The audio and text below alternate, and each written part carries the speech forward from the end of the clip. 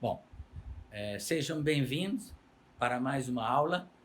Eu acho que vocês vão gostar, porque agora eu fiz uma síntese da menos dos gramáticos, a síntese da história da língua portuguesa. Aqui eu ponho o século e o ano, aqui o povo, aqui a motivação ou fato histórico e lá as consequências históricas.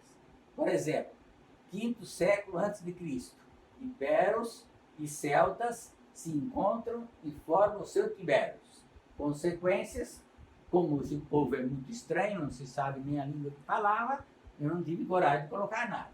Ano subsequente, vem visitar é modo de dizer, os portugueses, os fenícios, todos com finalidades comerciais, os gregos e os cartagineses. Esses aqui são os que os portugueses acham perigosos, porque eles têm religião e língua diferentes. São os árabes. Estabelecem colônias na Península Ibérica. Consequências, bom, dá até para dizer que as consequências são que apareceram mais 3 povos e a miscigenação, né, curta e certa, desde que haja consonância. Naquele tempo o namorado precisava pedir a mão da namorada e tinha todo aquele cerimonial. Quebrado esse esquema, podiam se miscigenar. Terceiro século antes de Cristo, surgem os romanos. O Santo Tibério chama os romanos para se livrarem dos cartagineses que permaneciam na Península Ibérica. Lembram que eles vieram aqui e não queriam ir embora. Os romanos invadem a península, consequência, e expulsam os cartagineses da Península Ibérica. No século II a.C., no ano de 197, de novo são os romanos. Fato histórico, eles já estão na península e a consequência, a Península Ibérica torna-se província romana, política, militar e cultural, inclusive linguisticamente. Por isso que eu não botei aqui o fato. O fato ele já existia, eles estavam aqui. A consequência é diferente. Agora, essa localidade de Portugal, que hoje é Portugal, se torna uma posse dos romanos. No século I a.C., 74, romanos, eles já estão lá. Qual é a consequência? A Lusitânia já é parte integrante da província romana da Espanha ulterior. Então, a Espanha e Portugal formam uma grande Espanha. No século I a.C., ano 27, a Espanha ulterior já é província imperial romana à parte, tendo capital Augusta e Mérida, posteriormente Mérida. A língua falada na Península Ibérica já não era mais o latim, mas uma versão popular chamada latim vulgar. Eu prefiro sempre a palavra popular. Século V depois de Cristo, invasão bárbara. Bárbara no sentido aqui de povos que não são romanos. Os romanos, eles eram preconceituosos ao máximo e prepotentes. Quem não é romano não vale nada. Então, invasão dos bárbaros. Quem são os bárbaros? São os germânicos.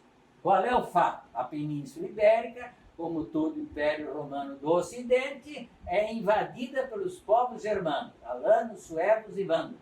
Eles vão acabar com Roma. Eles vão chegar até o Papa. E só não matam o Papa porque o Papa pede clemência. Mas tudo quanto era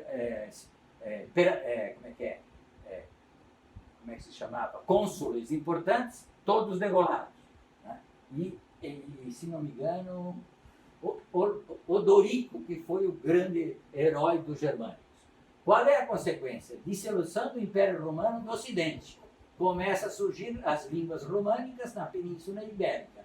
Surge uma língua que vai se chamar catalão, outra que se chama castelhano, outra que se chama espanhol, outra que se chama galego-português, eu errei aqui, e depois vai se chamar português e galego, línguas diferentes. Sétimo século depois de Cristo, invasão dos árabes. São aqueles mesmos cartagineses que foram impulsos lá em cima. Povos árabes do norte da África invadem a Península Ibérica.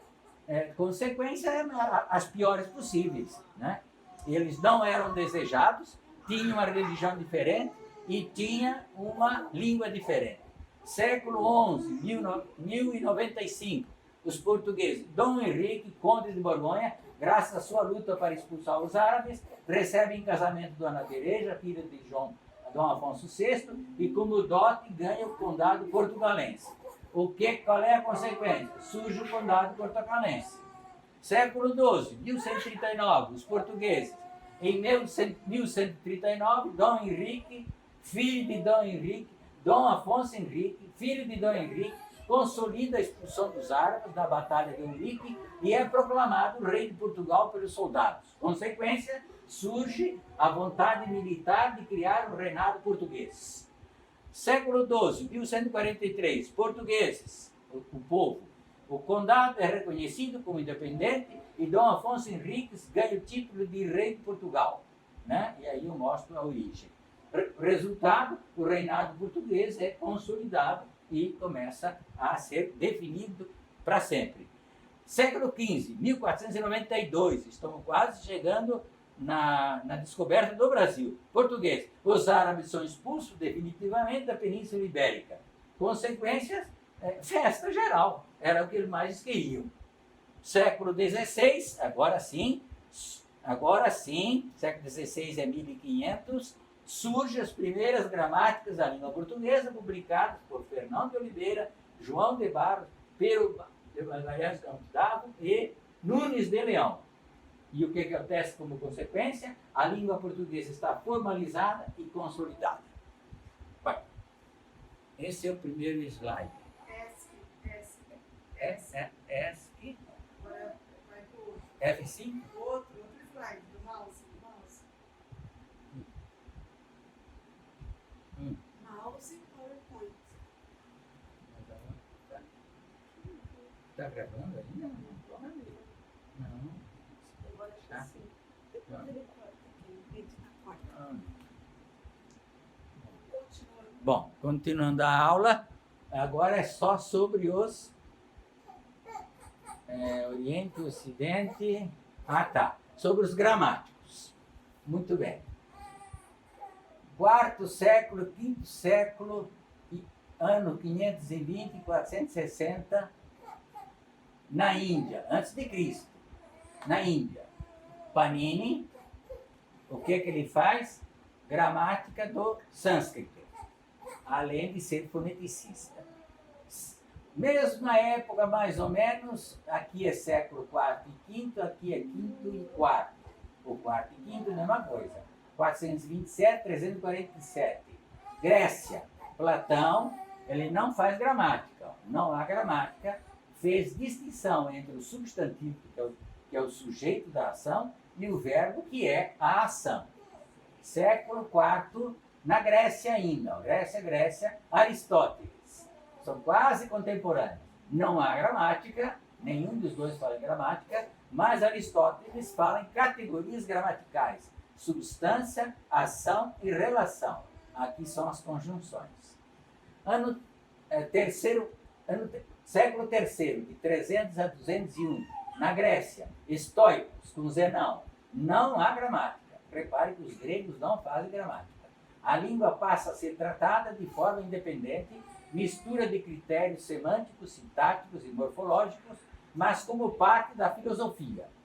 Século II a.C., agora lá no norte da África, na Alexandria, fundada por Alexandre o Grande ou Alexandre o Magno. Surgem nomes especiais: Aristarco de Samotrácia, Dionísio da Trácia. Tem outros, mas na minha ótica são os mais famosos. Qual é a obra? Preocupação literária, certo e errado, obra de Homero, nasce a gramática normativa no Ocidente e as categorias gramaticais como as conhecemos hoje: substantivo, artigo, adjetivo, numeral, pronome, verbo e advérbio. E, finalmente, no século I a.C.